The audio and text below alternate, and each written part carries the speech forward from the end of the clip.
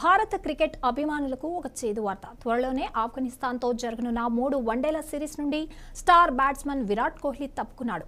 June 13, 17, 20 తేదీల్లో ఆఫ్ఘనిస్తాన్తో Bharat 3 one day మ్యాచ్లు ఆడనుంది.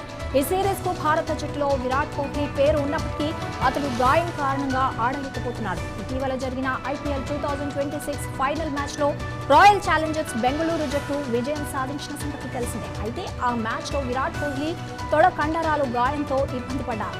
ఈ గాయం కారణంగానే ఆయన ఈ వన్డే సిరీస్కు దూరమైనట్లు తెలుస్తోంది. కోహ్లీ ఆడని వార్తతో ఆయన అభిమానులు తీవ్ర నిరాశ చెందారు.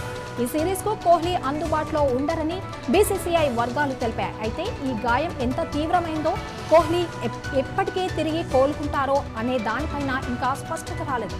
ఇండియా ఆఫ్ఘనిస్తాన్ మధ్య జరిగే ఈ వన్డే సిరీస్కు విరాట్ కోహ్లీ దూరమవడం భారత జట్టుకు పెద్ద లోటుగా పరిగణించబడుతోంది.